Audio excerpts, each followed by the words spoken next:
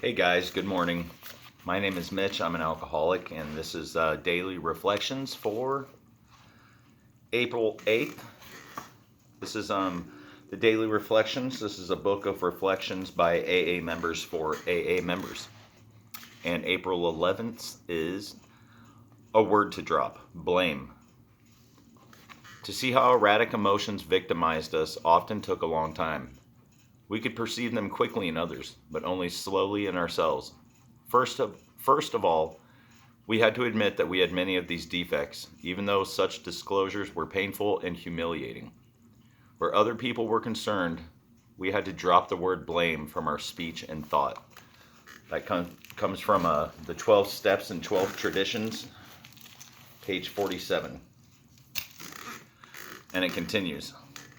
When I did my fourth step following the Big Book guidelines, I noticed that my grudge list was filled with my prejudices and my blaming others for my not being able to succeed and live up to my potential. I also discovered I felt different because I was black. As I continued to work on the step, I learned that I always had drunk to rid myself of those feelings. It was only when I sobered up and worked on my inventory that I could no longer blame anyone. How true this one is. This is the step that has definitely changed my life forever. I will never be the same after this, and it is an amazing feeling. When you're writing down your list of people you had harmed and you're doing your personal inventory, you start to realize how wrong you had been and how involved you were in all the pain that you felt, that you thought other people had caused you. And it's like they say, and I always say in these videos,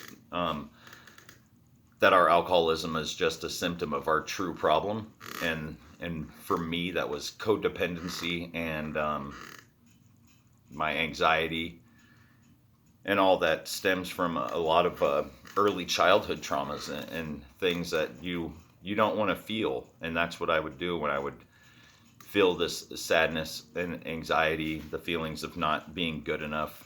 That's when I would drink, because in my mind I just didn't think I was good enough, and I didn't want to feel any of that. So you numb it and block it all out with alcohol and drugs.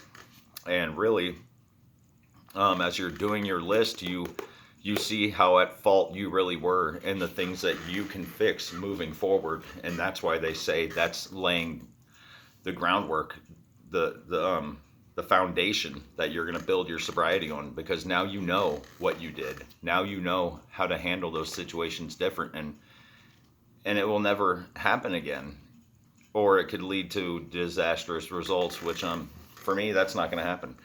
And we have to take personal inventory every day of ourselves, and really pay attention to what we're doing and think before we act, because some of these things can affect you in ways you can't imagine, and then it happens. And sometimes that's the only way we learn. That's the rock bottom you hit, and there's rock bottoms in everything. And for me, it was this past one, a very monumental moment in my life, and I had to do it sober.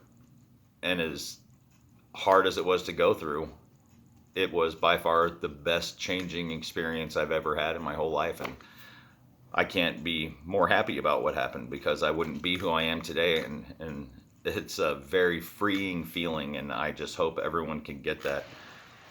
So look forward to doing your fourth step, and be humble with it, and be honest with your sponsor about what you've done and your part in it. Because if you don't, you're just going to hold it in still, and you're not really completing anything, and you're just going to keep that blocked inside of you, and it'll probably lead you to drinking again or being miserable. And you don't want to be miserable in sobriety, because what's the point? Because it's a great thing, and it gives you a chance to become that new person that you can be. And let's all do that. Let's all succeed as best as we can, and not fall trapped to our inner voice that's telling us that we're not good enough, that we can't do anything.